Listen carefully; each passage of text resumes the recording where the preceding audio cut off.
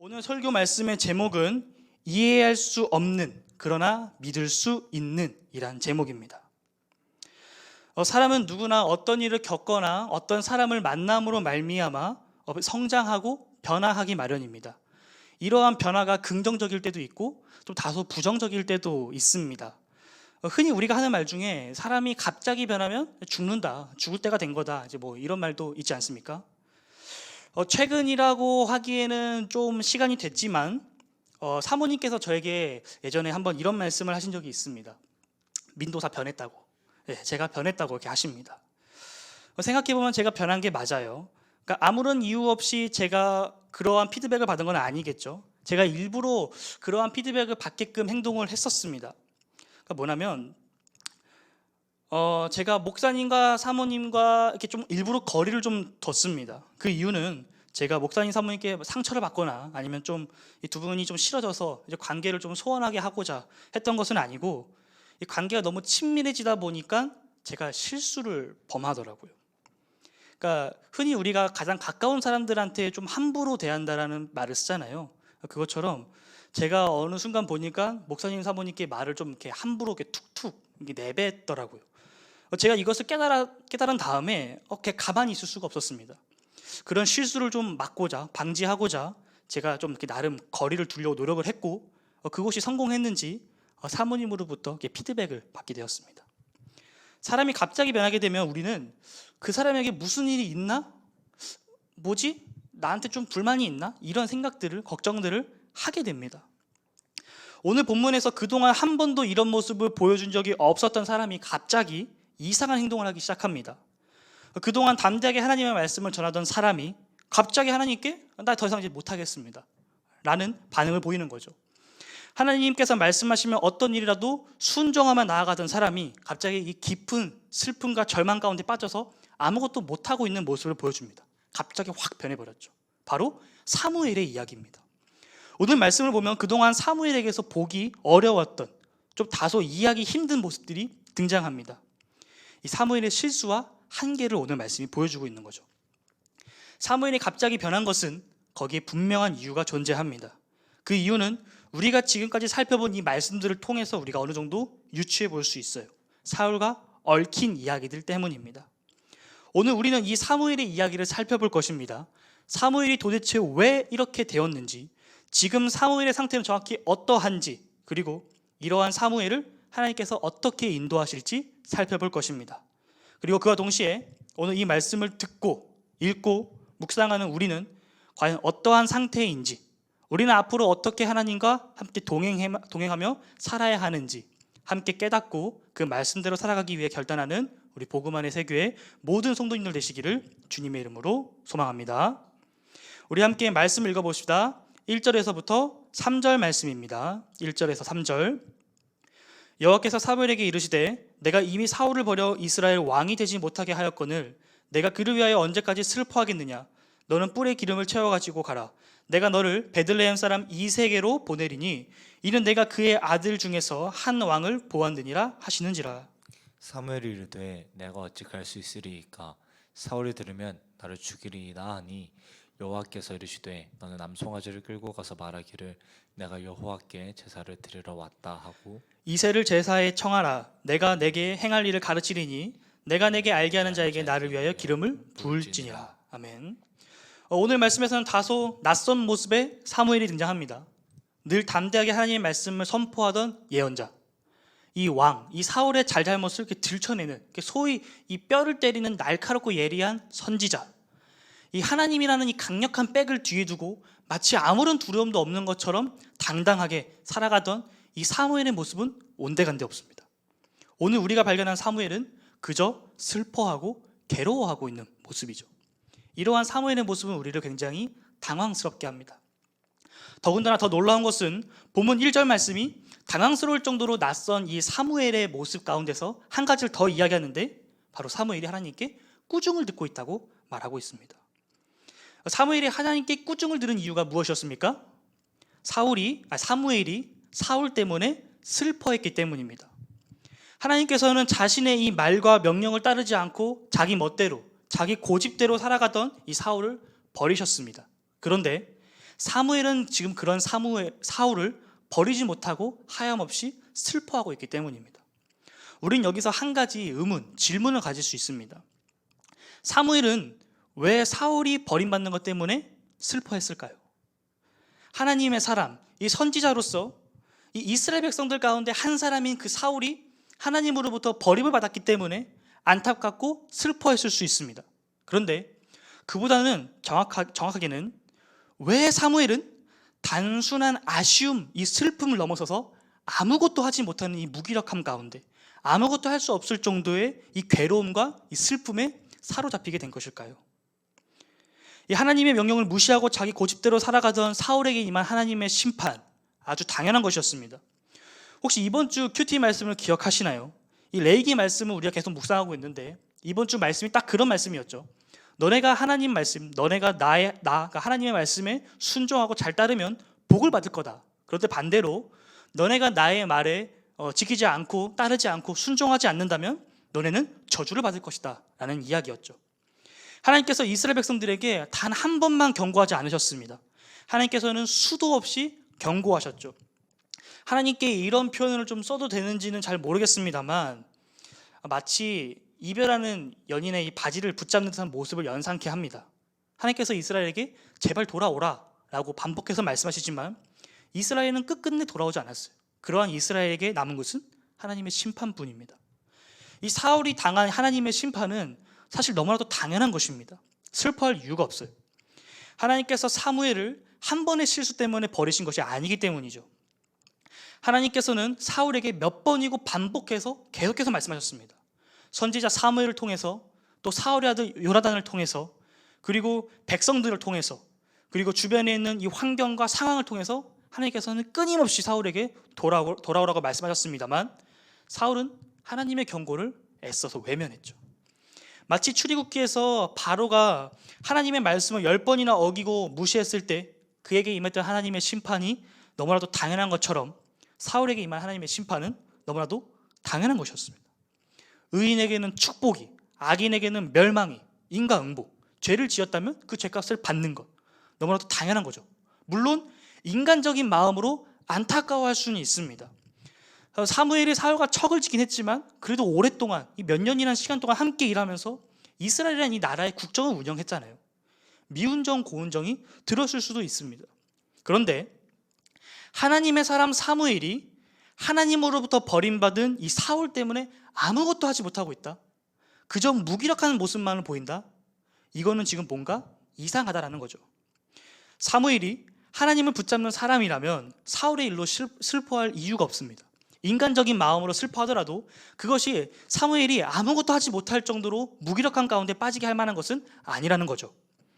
사무엘에게는 지금 다른 뭔가가 있는 것입니다. 표면적으로 드러나지 않은, 그러나 사무엘에게는 매우 중요한 무엇인가가 있다라는 거죠. 자, 이 질문에 답하기 위해서는 우리가 사무엘이 되어 그의 입장에서 오늘의 상황을 다시 살펴보아야 합니다. 제가 몇 가지 이유들을 생각해 봤는데 사무엘이 슬픔에 빠진 이유는 크게 두 가지입니다. 첫 번째로는 사울에 대한 두려움 때문이에요. 하나님의 입장에서, 그리고 제3자로서 오늘 이 성경을 읽는 우리의 입장에서 이 사울은 죄인, 실패자, 하나님께 반역한 자, 심판받은 사람과 같은 이 부정적인 이미지가 굉장히 강합니다. 하나님께서 사울을 버리셨으니 이 사울의 왕권은 이제 끝이 날 것입니다. 그런데 문제는 사울이 아직도 여전히 왕으로서 군림을 하고 있다는 거죠. 사울의 입장에서 사무엘은 하나님의 말씀을 선포한 선지자라기보다는 자신의 왕권에 반기를 든 반역자의 색깔이 더 강했을 것입니다. 사울은 정치적으로 사무엘을 끝장내기 위해 눈에 불을 켜고 있었을 것입니다. 그렇지 않겠습니까? 이 사울에게 폐위를 선포한 사무엘을 사울이 굉장히 두려워하고 어떻게 하면 내가 저 사람을 죽일 수 있을까? 끌어내릴 수 있을까? 어떻게 하면 나의 이 정치적인 이 입장을 더 공고하게 할 수 있을까? 고민했을 것입니다. 우리는 사울이 얼마나 냉혈한 사람인지 지난 말씀들을 통해서 익히 알고 있습니다. 사울은 자신의 정치적인 위치를 지키기 위해서 이 자신의 아들이고 뭐고 별로 신경 쓰지 않는 그런 사람이었죠. 자신의 이익을 위해서는 백성들을 이용하고 그 과정 가운데서 자신의 아들 요나단이 금식 명령을 어기자 가차없이 죽이려고 했던 그 모습을 기억해 보시기 바랍니다. 자신의 아들에게도 이렇게 냉혈한데 사무엘 한 사람 죽이는 것이 사울에게 과연 어려운 일이었을까요? 심지어 자신의 왕권을 뒤흔드는 사람인데 말이죠. 사무엘이 슬픔과 절망에 빠져 있는 이유는 사울로 인한 두려움 때문이었습니다. 그리고 두 번째 이유는 하나님에 대한 복잡한 마음 때문이었습니다. 사무엘은 그 어느 이스라엘 사람들보다 왕을 세우는 것에 반대했던 사람이었습니다. 오늘날로 치면 모두가 자기를 외면하더라도 멈추지 않고 꾸준히 자기의 목소리를 내세우는 1인 피켓 시위자 같은 느낌일 것입니다. 그러나 심지어 이 사무엘은 이스라엘 백성들 가운데 평범한 한 사람이 아니라 이스라엘의 종교 지도자인 선지자죠. 그는 오늘날로 치면 매스컴의 조명을 받으면서 단식 투쟁을 하거나 삭발 투쟁을 하는 그런 굉장히 영향력이 있는 사람이라는 것입니다. 그런데 그런 사무엘에게 왕을 허락하신 것이 바로 하나님이었습니다. 다름 아닌 하나님이었죠. 만약 하나님의 허락이 없었더라면 사무엘은 아마 일평생 아마 자기 목에 칼이 들어오더라도 이스라엘의 왕정 제도를 반대했을 것 같습니다. 그런데 하나님께서 그 왕을 허락하셨어요.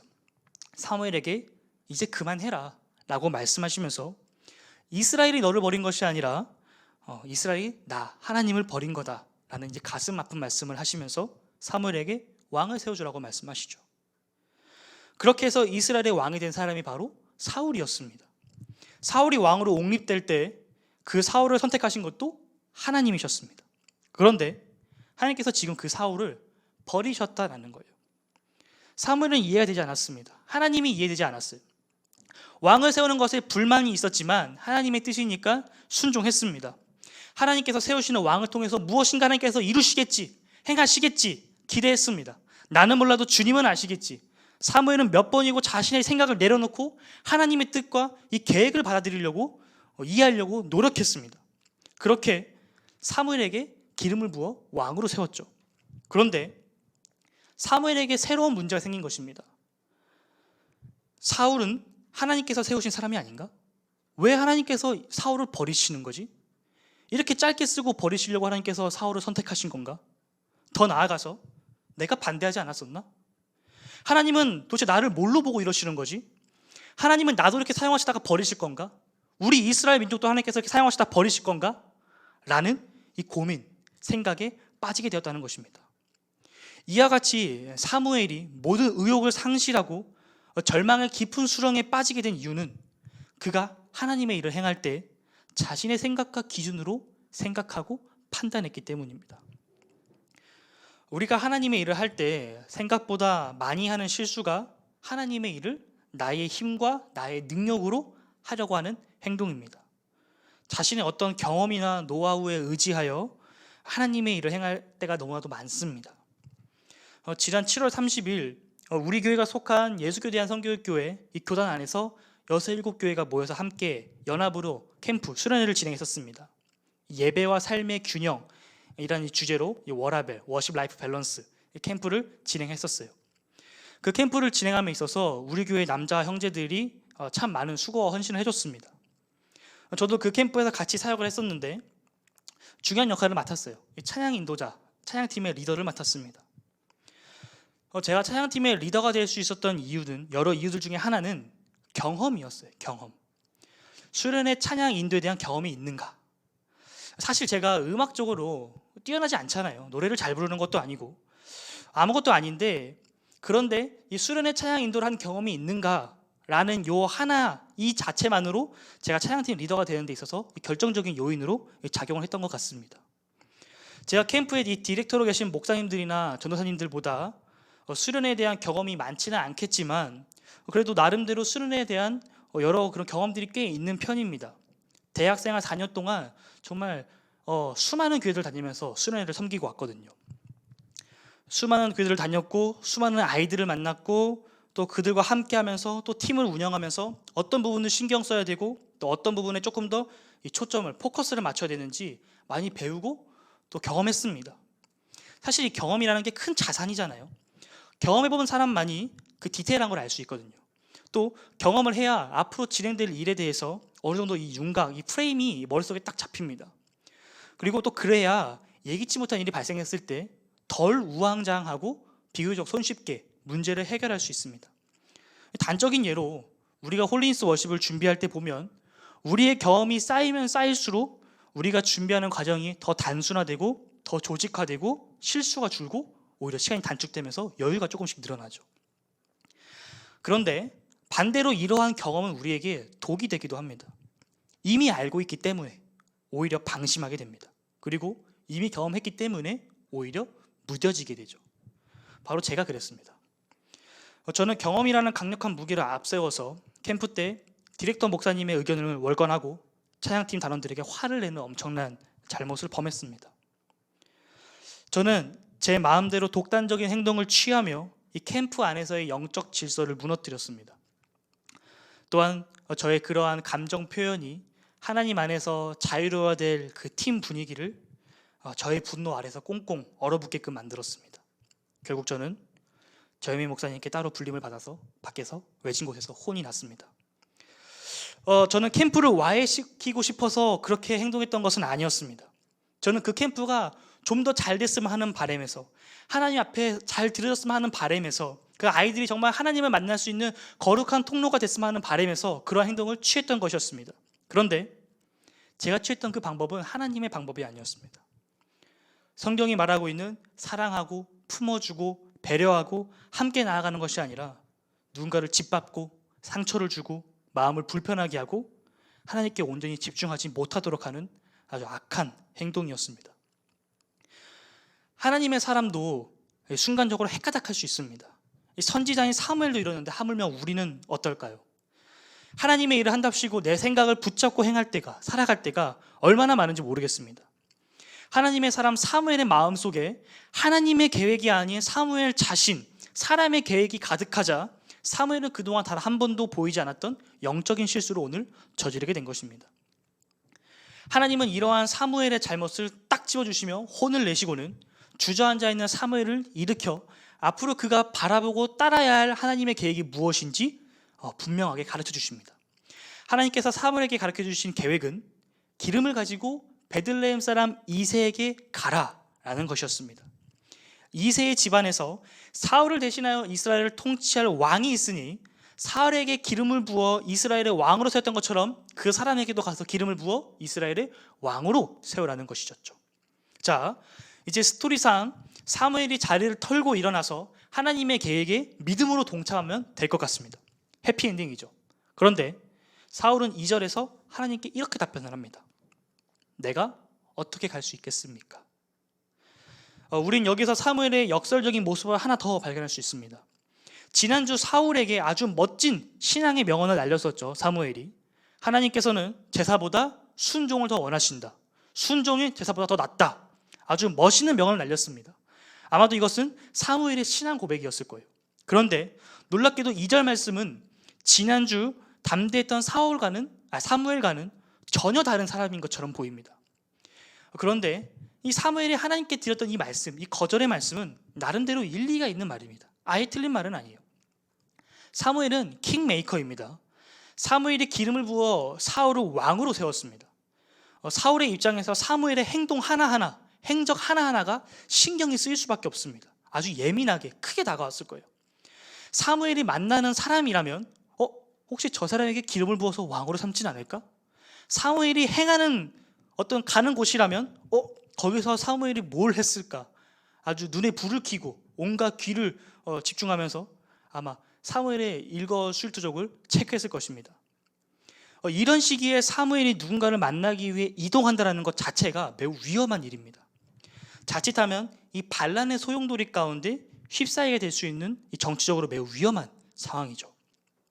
더군다나 하나님께서 말씀하신 이 베들레헴이란 동네는 사무엘이 자주 다니던 동네가 아닙니다. 그러니까 사무엘이 이스라엘 전체를 순회하면서 하나님께 예배를 드리곤 했었는데 이 베들레헴은 그동안 사무엘이 다녔던 이 동네들과는 상당한 거리가 있는 곳이었습니다. 그러니까 지나가다가 사무엘이 한번 들려볼까? 하고 들릴 수 있는 거리가 아니라 나를 잡고 작정해야지만 갈 수 있는 곳이라는 것입니다. 더군다나 성경의 기록상 이 사무엘상 안에서 베들레헴은 오늘 처음 등장합니다. 즉 사무엘이 단 한 번도 지금까지 간 적이 없는 동네인 거죠. 또한 우리가 조금 더 시대를 거슬러 올라가 보면 이 사사시대 끝 무렵 말렵에 사울의 아버지나 이 아버지 시대 때 사울의 할아버지나 아버지 시대 때 있었던 그 이스라엘 내전, 사울이 속한 베냐민 지파를 정벌하기 위해 가장 앞장섰던 그 유다 지파의 영내에 있는 동네가 바로 베들레헴이었습니다. 사무엘이 베들레헴 사람 이새를 찾아가 그 집안 사람에게 기름을 붓는다는 것은 사울의 입장에서는 반역으로 보기에 충분해 보입니다. 그러니 사무엘이 못 가겠다라는 거예요. 죽을 게 뻔하니까. 하나님께서는 자신의 계획을 이루시기 위해 사무엘에게 하나님의 방법을 가르쳐 주십니다. 하나님께서는 하나님의 방법은 총 4가지로 구성이 되어 있는데, 첫 번째, 암송아지를 끌고 제사를 드리는 것으로 위장을 하라. 두 번째, 이새를 제사에 초청하라. 세 번째, 그때 가서 하나님께서 알려주실 것을 행하라. 그리고 마지막 4번째, 하나님께서 알게 하신 자에게 기름을 부어 왕으로 삼아라 라는 것입니다. 자, 사무엘의 걱정과는 다르게 이 하나님의 방법이 잘 통하는지, 이 사무엘이 어떻게 이것을 수행하는지 함께 살펴봅시다.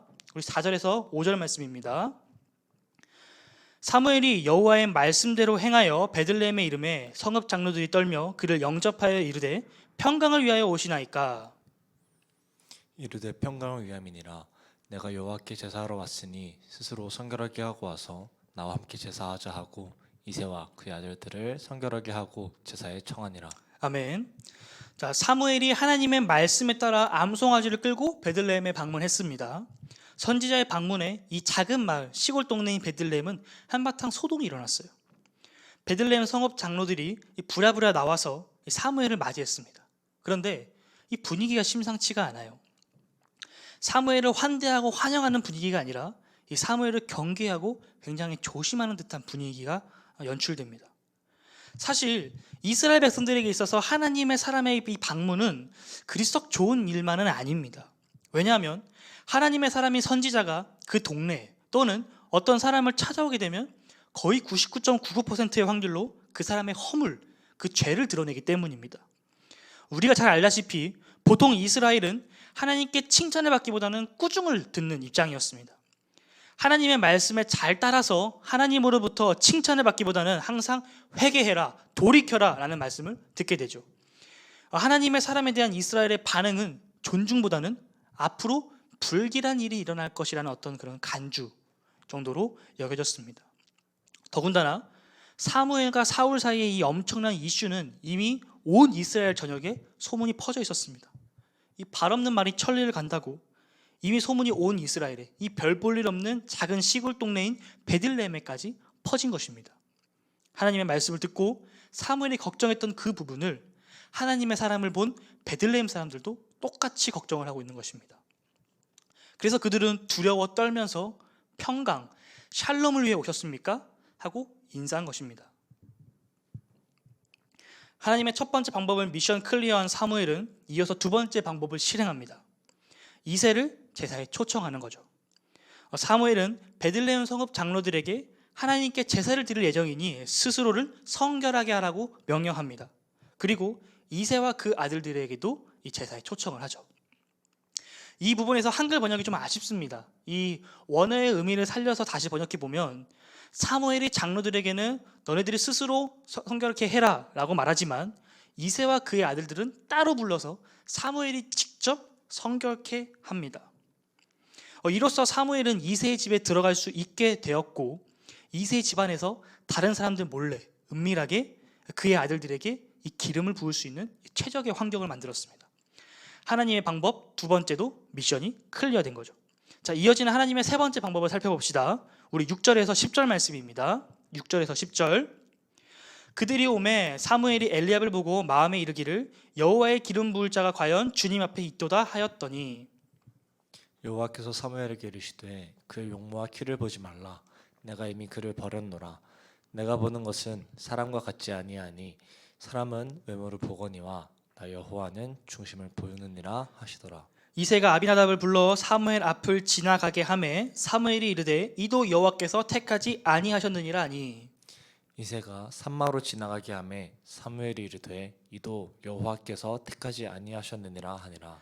이새가 그의 아들 일곱을 다 사무엘 앞으로 지나가게 하나 사무엘이 이새에게 이르되 여호와께서 이들을 택하지 아니하셨느니라 하고. 아멘.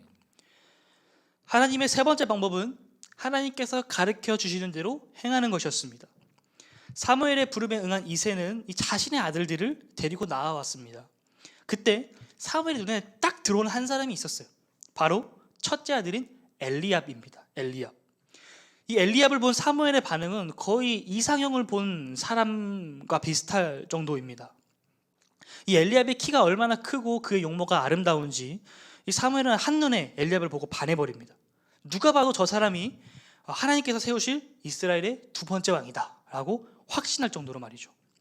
이 뛰어난 외모를 가졌던 사울의 실패를 경험한 사무엘이었지만 사무엘은 여전히 이 자신의 생각과 시선에 갇혀 있습니다. 여전히 사울과 비슷한 인물, 사람의 눈으로 봤을 때 합당한 사람에게 마음이 끌립니다. 우리는 너무나도 쉽게 사람을 판단하곤 합니다. 그것도 그 사람이 걸어온 인생이나 어떤 신앙의 색깔 같은 것들은 전혀 고려조차 하지 않은 채 그 사람의 외적인 모습만 보고 판단할 때가 너무나도 많습니다. 되게 부끄러운 이야기인데 대학교 1학년 OT 때 있었던 일입니다. 학교에 다 같이 모여서 이제 버스를 타고 이동하는데 학번 순서대로 이렇게 앉으라고 하더라고요. 제 기억이 맞다면 제 옆에 앉았던 친구가 이제 울산에서 올라왔던 친구였습니다. 그래서 그런지 사투리가 아주 강한 친구였어요. 저희 집은 사투리를 쓰지 않습니다. 저희 시골에서도 사투리를 쓰지 않고 제가 학창시절에 만났던 선생님들, 친구들, 선후배들 이 모두가 사투리를 쓰지 않았습니다. 저는 대학교에 올라와서 딱 그날, OT 가는 그날 사투리를 처음 접해봤어요. 그러다 보니까 저는 그 친구가 신기하기보다는 좀 다소 불편했습니다. 제가 그 친구랑 이야기를 나누면 나눌수록, 대화를 나누면 나눌수록 주변에 있는 다른 사람들이 이렇게 수근거리는 게 신경이 쓰였어요.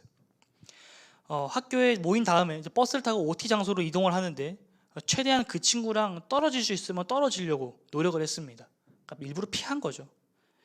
사실 그 친구가 저에게 어떠한 해를 주거나 나쁜 친구가 아니었는데 저는 그 친구의 외적인 모습, 그 사투리라는 것 때문에 그 친구를 피했었습니다. 더 부끄러운 것은 그 친구는 그때나 지금이나 동일하게 저를 친구로서 소중하게 대해주지만 저는 그러지 않았다라는 거죠. 이러한 모습은 비단 저뿐만은 아닐 것이라는 생각이 듭니다. 우리 주변에서 너무나도 쉽게 발견할 수 있죠. 이번 주 종영한 드라마인 이상한 변호사 우영우를 보신 분들은 알겠지만 우영우는 참 뛰어난 변호사입니다. 머리가 아주 스마트하고 마음도 이쁜 친구입니다. 서울대 로스쿨을 수석으로 졸업하고 변호사 시험도 1500점 이상 아주 우수한 성적을 가졌음에도 불구하고 그녀가 가지고 있는 자폐 스펙트럼 장애가 이 우영우라는 사람의 이 모든 것을 가린 채 이 장애인이라는 이 프레임을 씌워버립니다. 비단 이것은 단순히 외모만이 아닙니다. 하나님의 가치관을 떠난 그 모든 것, 돈, 명예, 권력, 좋은 직장, 좋은 집, 정치적인 권력, 이런 모든 것들을 다 의미하는 것입니다. 오늘 사무엘이 넘어진 포인트가 바로 여기예요. 여기 외모, 겉으로 보이는 것. 외모는 출중했으나 속은 텅 비어 있었던 사울을 통해서 사무엘은 깨닫지 못했습니다. 그렇게 사울 때문에 힘들어했으면서도 정작 또 사울과 비슷한 사람, 같은 사람에게 눈길이 가는 거예요. 이때 하나님께서 사무엘에게 개입하십니다. 7절 말씀을 보면 하나님께서 그의 용모와 키를 보지 말라라고 말씀하시면서 내가 이미 그를 버렸다라는 다소 이해하기 어려운 말씀을 하십니다. 하나님께서는 엘리압을 지금 사용하시기도 전에 버리셨다는 말씀일 걸까요? 그건 아니겠죠. 이 말씀은 하나님께서 엘리압을 버리셨다라는 것이 아니라 이 뛰어난 외모의 소유자였던, 누가 봐도 강해 보이고 누가 보더라도 왕으로서의 자질이 부족해 보이지 않았던 사울을 향하여 하시는 말씀입니다. 사울을 지금 엘리압에 빗대어서 하고 계시는 말씀인 거죠. 이어지는 말씀을 보면 그 의미가 보다 정확하게 다가옵니다. 7절 하반절 말씀을 살펴보면 하나님께서 보시는 것은 우리 사람들과는 같지 않다라고 말씀하십니다. 사람은 외모를 보지만 하나님께서는 마음의 중심을 보신다고 말씀하십니다. 하나님께서 사무엘에게 이 사람의 시선을 탈피하고 하나님의 마음으로, 하나님의 시선으로 바라보라고 지금 말씀하고 있는 것입니다. 이새의 둘째 아들인 아비나답과 셋째인 삼마도 하나님께서 택한 사람이 아니었습니다. 마음의 중심을 보시는 하나님의 관점에서 이들은 하나님의 마음에 합한 자들이 아니었어요. 10절 말씀을 보면 이새는 엘리압, 아비나답, 삼마를 비롯해서 총 7명의 아들들을 사무엘 앞으로 지나가게 했습니다. 그러나 그들 중에서도 하나님께서 찾는 사람은 없었습니다. 사무엘의 눈에는 이새의 7 아들들 중에서 최소 이 3명의 아들 엘리압, 아비나답, 삼마 이 3명의 아들들이 합당해 보였으나 하나님의 마음에는 단 한 사람도 합당한 사람이 없었습니다. 성경의 모든 부분이 동일한 것은 아니지만 대체적으로 성경에 사용되고 있는 숫자들은 그 표면적인 숫자를 넘어서 그 안에 뜻하고 있는 의미가 담겨져 있습니다. 성경에서 숫자 7은 완전함을 의미합니다. 완전한 만수라고 하죠. 전체를 의미하는 것입니다. 그러니까 즉 이새가 7명의 아들들을 데리고 왔다라는 그 이야기는 이새에게 실제로 존재하는 7명의 아들들을 데리고 왔다라는 의미와 동시에 이새가 모든 아들들을 전부 다 데리고 왔다라는 의미이기도 합니다. 이새의 모든 아들들이 사무엘 앞에 나왔는데 그 안에 하나님께서 찾으시는 사람은 없습니다. 분명 1절에서 하나님께서는 사무엘에게 이새의 아들들 중에서 하나님께서 찾으시는 왕이 있다고 말씀하셨는데 말이죠. 과연 누구의 말이 맞는 걸까요? 이새의 아들 중에 있다고 하시는 하나님의 말씀이 맞는 걸까요? 아니면 모든 아들들을 데려왔다는 이새의 말이 맞는 걸까요? 누구의 말이 맞는지 함께 살펴봅시다. 우리 마지막으로 11절에서 13절 말씀입니다. 또 사무엘이 이새에게 이르되 내 아들들이 다 여기에 있느냐? 이새가 이르되 아직 막내가 남았는데 그는 양을 지키나이다. 사무엘이 이새에게 이르되 사람을 보내어 그를 데려오라. 그가 여기 오기까지는 우리가 식사 자리에 앉지 아니하겠노라. 이 사람을 보내어 그를 데려오매 그의 빛이 붉고 눈이 빼어나고 얼굴이 아름답더라. 여호와께서 이르시되 이가 크니 일어나 기름을 부으라 하시는지라. 사무엘이 기름 뿔병을 가져다가 그의 형제 중에서 그에게 부었더니 이날 이후로 다윗이 여호와의 영에 크게 감동되니라. 사무엘이 떠나서 라마로 가니라. 아멘. 우리와 같은 질문을 갖고 있었던 사무엘은 이새에게 너의 모든 아들들이 지금 다 여기 있느냐 하고 이제 물었고, 이새는 아직 막내가 남았는데 라고 대답을 합니다. 여기서 우리는 이상한 점을 발견하게 됩니다.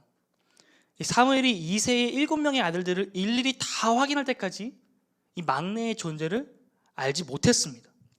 사무엘이 이새의 집에 들어가서 그들과 인사를 나누고 그들을 직접 일일이 성결하게 하는 작업은 분명 오랜 시간이 걸렸을 것입니다. 그런데도 이새의 가족들 중 그 어느 누구도 자신들의 막내를 데려오게끔 사람을 보내지도 심지어 언급조차도 하지 않았습니다. 이새의 집에서 막내는 철저히 소외된 존재였습니다. 아버지가 손님에게 자식들을 소개할 때조차도 언급되지 않는 존재인 거죠. 또한 막내는 지금 혼자서 양을 치고 있습니다. 양을 치는 일은 매우 힘들고 어려운 일이었습니다. 우리가 양을 생각해 보면 그 새하얀 털이 복실거리는 이미지를 생각하지만 실제로 양은 매우 더럽습니다. 흰 털이라기보다는 온갖 흙과 먼지가 묻어서 이 갈색으로 변한 모습이죠. 이 다윗이 골리앗과 싸울 때 이 자신이 과거 들에서 생활했던 상황을 회고하는데 그 내용을 살펴보면 이 곰과 사자의 그 사나운 발톱과 이빨에서부터 이 빼앗겼던 양을 되찾아왔다라는 이야기를 합니다. 이 양을 치는 일은 이토록 어렵고 더럽고 위험한 이 3D 업종 가운데 하나인 셈인 거죠. 더군다나 시편 27편 10절 말씀을 보게 되면 다윗은 내 부모는 나를 버렸으나 라는 고백을 하며 하나님께서는 자신을 결코 버리시지 않을 것이라는 믿음의 고백을 올려드립니다. 이것이 단순히 이 변치 않으시는 하나님에 대한 이 다윗의 신앙 고백, 믿음의 고백일 수도 있겠지만 다윗이 그의 부모에게 제대로 된 사랑을 받지 못하는 아이였을 수도 있다라는 합리적인 추론 또한 가능합니다. 세상 어느 부모가 자기가 가장 아끼는 자식을 이토록 위험한 일을 시키겠습니까? 그것도 형제들과 함께 시키는 것도 아니고 어린 막내 혼자서 말이죠. 우리가 창세기에서 요셉의 이야기를 살펴볼 때 비슷한 이야기가 하나 또 존재합니다. 야곱이 요셉을 편애해서 그의 형제들에게는 양떼 지키는 일을 시키지만 야곱이 가장 아끼는 사랑하는 요셉에게는 양떼 지키는 일을 시키지 않습니다. 요셉이 나이가 어려서 그런 것일 수도 있겠지만 양떼를 지키는 일이 워낙 위험하고 힘든 일이기 때문입니다. 더군다나 막내는 지금 이 베들레헴 성읍에서 일어나고 있는 이 엄청난 소동을 전혀 알지 못할 정도로 아주 먼 곳에 혼자 있습니다. 막내는 자신의 아버지에게조차도 이 소망과 기대를 걸 수 없는, 형들에 비해서 너무나도 떨어지고 부족해 보이는 사람이었습니다. 이세에 하나 더 남은 아들의 소식을 알게 된 사무엘은 얼른 그를 데려오라고 명령합니다. 막내가 오기 전에는 식사 자리에 앉지 않겠다며 매우 강경하게 명령하죠. 이세는 급히 사람을 보내어 그제서야 막내를 데려옵니다. 하나님께서는 이 사무엘에게 바로 그 아이가 주님께서 보셨던, 찜해 두셨던 이스라엘의 새로운 왕이라고 알려주셨고, 사무엘은 하나님의 방법에 따라 그 아이에게 기름을 부었습니다. 막내가 사무엘을 통해 기름을 붓는 장면에서 우리는 갑작스러운 막내의 이 외모 평가를 또한 접하게 됩니다. 분명히 조금 전에 하나님께서 사무엘 선지자를 통해서 외모가 아닌 마음의 중심을 바라봐야 한다고 강조하셨는데, 느닷없이 막내의 외모에 대한 설명이 등장합니다. 그것도 앞선 이 형들의 설명보다 훨씬 더 자세하고 긴 분량으로 말이죠. 사실 이것은 역설입니다. 양을 치다 급하게 온 막내는 아름다운 모습일 리가 없습니다. 꾀재재하고 볼품이 없었을 것입니다. 양들과 함께 뒹굴다 보니 몸에는 아주 지독한 양들의 냄새가 배었을 거고, 이 몸과 옷은 땀과 먼지와 흙에 얼룩져졌을 것입니다. 그러나 성경은 이러한 막내의 모습을 아름다운 모습, 훌륭하고 준수한 모습이라고 표현하고 있습니다. 이 부분에 대해서 대부분의 주석들은 아무런 답도 달고 있지 않습니다. 그저 난제라고만 표현할 뿐입니다. 그래서 굉장히 조심스럽습니다만 저는 이 부분을 이렇게 해석해 보고자 합니다. 저만의 의견이 아니라 일부 이 의견에 동의하는 분들이 계십니다. 아마도 막내의 이 외모에 대한 이 칭찬은 이 사람의 시선이 아닌 하나님의 시선이지 않았을까라는 거죠.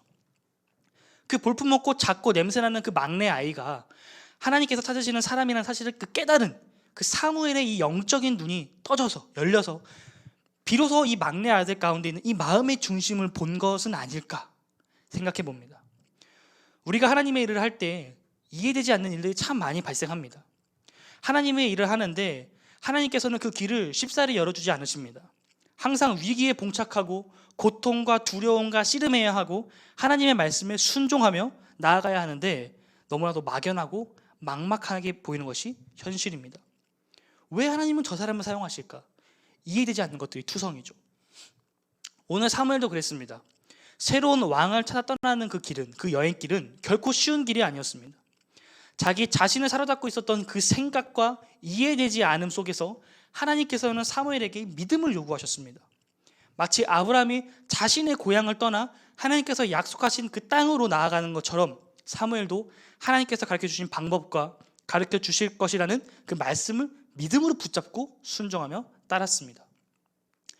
만약 하나님께서 사무엘이 나아가야 될 방향을 미리 알려주셨더라면 사무엘이 순종하고 따르는 것이 보다 더 쉬웠을 것입니다.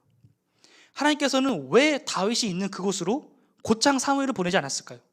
왜 사울이 기름 부을 때 하나님께서 사울과 그의 사관을 하나님의 사람인 이 사무엘에게 보냈던 것처럼 사무엘을 그 양을 치고 있는 그 막내 아들에게 그 들판으로 보내지 않았을까요?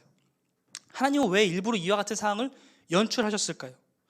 사무엘이 그 막내를 만나러 곧장 갔더라면 베들레헴을 들려서 이세의 아이들을 일일이 확인하고 막내를 부르기까지 기다리는 시간을 아낄 수 있었을 것입니다. 또한 아무도 없는 들판에서 다윗에게 기름을 부었더라면 오히려 이세의 집에서 기름을 붓는 것보다 보안을 유지하기가 훨씬 더 용이했을 것입니다. 사무엘은 물론이고 베들레헴 성읍 장로들과 그 도시 사람들도 사울 왕의 눈치를 보며 두려워 떨 일은 없었을 것입니다. 하나님은 우리에게 오늘 말씀을 통해서 무엇을 말씀해주고 싶으신 것이며 무엇을 보여주고 싶으신 것일까요? 한 가지 확실한 것은 이해할 수 없는 하나님의 계획이 사무엘의 믿음을 성장시키는 훈련이 되었다는 것입니다. 하나님의 뜻을 이해할 수 없고 그것을 행하는 것이 너무나도 두렵지만 그럼에도 불구하고 주님의 말씀에 순종하며 따를 수 있는 것은 주님께서 항상 좋은 길로 인도하시기 때문이라는 사실을 발견했기 때문입니다. 두렵고 떨리는 마음으로 방문했던 베들레헴에서 평강의 인사를 나눴던 사무엘은 온 이스라엘의 평강을 가져올 새로운 왕의 시작을 알게 되었습니다. 자신의 생각 속에 갇혀서 하나님의 큰 그림을 보지 못했던 사무엘은 이 막내 아들 이 마음 가운데 굳건히 자리 잡은 신앙의 아름다움을 목격했습니다. 가장 별 볼 일 없는 곳에서 가장 볼 일 있는 일을 이루시며 가장 볼품없는 사람을 통해서 가장 위대하신 하나님을 보게 하시는 하나님을 경험한 것이죠. 또한 막내 아들을 성장시키는 훈련이 되기도 합니다. 아무 보잘것도 없는 목동, 아버지의 사랑도 제대로 받지 못한, 그 어느 누구에게도 인정받지 못한 패배자, 실패자. 그러나 그런 사람을 하나님께서 선택하십니다. 세상의 여느 위대한 왕들처럼 위대한 탄생 스토리가 존재하진 않지만 하나님께서 그와 함께 하시니 비로소 그 시점부터, 오늘 이 말씀부터 하나님의 백성을 이끌 왕으로서의 탄생 스토리를 가지게 됩니다. 이는 그 막내 아들이 천무적인 재능을 가지고 있거나 사울처럼 또는 그의 형들처럼 총명을 받는 사람도 아니었습니다. 그러나 그의 삶에 하나님의 시선이 집중되니 놀라운 역사가 일어나게 된 것이죠. 하나님께서는 아무런 보잘것 없는 시골 동네의 양치 소년을 불러 그를 왕으로 세우시고 그의 나라를 굳건하게 하시며 앞으로도 이스라엘 백성들에게 평강, 샬롬을 허락하실 것입니다. 오직 하나님의 계획으로 말미암아 이해되지 않고 위태로워 보이는 그 방법으로 역사하시는 하나님으로 말미암아 위대한 왕, 하나님의 마음에 합한 다윗의 이야기가 이제부터 시작됩니다. 말씀의 결론을 맺겠습니다. 하나님의 계획은 감히 우리가 이해할 수 없습니다. 하나님께서 그리시는 그림은 너무나도 크고 우리의 예상을 늘 초월합니다. 그러나 우리가 한 가지 확실하게 말할 수 있는 것, 고백할 수 있는 것은 하나님께서 우리를 가장 좋은 길로 인도하신다는 것입니다. 그것도 심지어 우리가 봤을 때 가장 좋은 길이 아니라 하나님께서 봤을 때 가장 좋은 길로 인도하신다는 것입니다. 그렇기 때문에 우리는 하나님의 일하심과 계획을 이해할 수 없을지라도 그분을 믿으며 그 계획에 믿음으로 순종해야 합니다. 훗날 다윗은 들판에서 양을 치던 때를 기억하며 항상 선한 길로 인도하셨던 주님을 이렇게 노래합니다. 시편 23편 말씀인데, 여호와는 나의 목자시니 내게 부족함이 없으리로다. 그는 나를 푸른 풀밭에 누이시며 쉴만한 물가로 인도하시는도다. 내 영혼을 소생시키시고 자기 이름을 위하여 의의 길로 인도하시는도다. 내가 사망의 음침한 골짜기로 다닐지라도 해를 두려워하지 않을 것은 주께서 나와 함께 하심이라. 주의 지팡이와 막대기가 나를 안위하시나이다. 주께서 내 원수의 목전에서 내게 상을 차려주시고 기름을 내 머리에 부으셨으니 내 잔이 넘치나이다. 내 평생의 선하심과 인자하심이 항상 나를 따르리니 내가 여호와의 집에 영원히 살리로다. 아멘. 우리도 때로 하나님의 계획 안에서 그분의 뜻을 온전히 이해할 수 없어 답답하고 두려운 상황에 직면하게 될 때 믿음으로 한 걸음 내딛는 순종의 열매를 맺으시기를 바랍니다. 이러한 순종을 통해서 우리를 포기하지 않고 돌보시며 선한 길로 인도하시는 하나님을 경험하고 다윗처럼 하나님의 섭리와 이 주권을 노래하는 이 복음 안의 세교의 모든 성도님들 되시기를 주님의 이름으로 축복합니다. 아멘.